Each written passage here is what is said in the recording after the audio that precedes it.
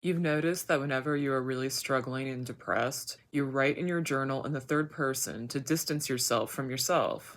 Last night was one of those nights. You didn't expect it to be one of those nights, but there you were. Maybe the you that is writing about you is just trying to be the strong and comforting one. Is the you that writes about you the you that soothes your friends during heartbreak? Is the you that comforts you the you that plays with a lover's hair when they are too hungover to move? Who knows? But last night you tried your best to be the person you needed the most. You could not stop crying, but you were also incredibly cold. The kind of cold that felt like it was in your blood. You just kept shaking and weeping and wrapping yourself tighter in your blankets until it felt like a hug from yourself. You just wanted to feel the love you give so generously to broken people since you have such a blind spot on all the ways you're broken. You wanted to turn that compassion inward and have empathy for yourself instead of feeling stupid for always trying and trusting and hoping. Maybe this time will be different. Maybe this person will be different. And for a brief moment, it feels like it might be, until it's not. You guess that's just life now, but honestly, you don't know how many more nights like last night you have in you.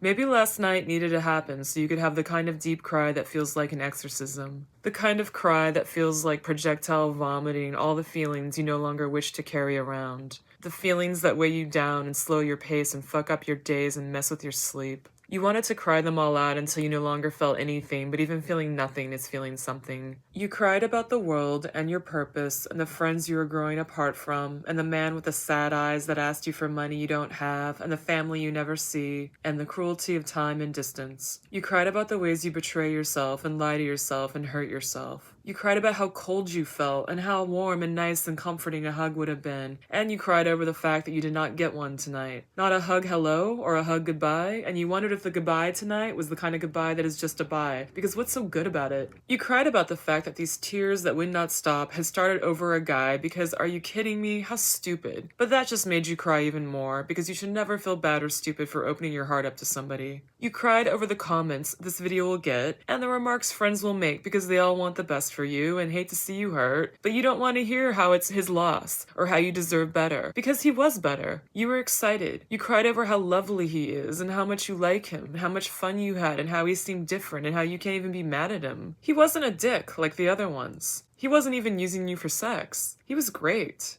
It's not his fault, which made you cry even harder. And then you smiled about that deeply romantic night you spent together on your stoop, making out until the sun came up, hair messed up and lipstick smeared all over your faces. You were always getting lipstick all over his face. How is that the same guy in the same stoop as last night? There was no smeared lipstick, just distance and defense mechanisms and all the sad ways people put guards up to avoid the very thing the guards are causing. You're so sick of guards, the love cops of romance. You cried over how cold he was, and now you're cold, and you want the blankets around you to be tighter and warmer, but tonight you can't find the warmth anywhere. You can't find it in your bed, or your heart, or in the future, or in the world. Everything feels cold, and nothing makes sense.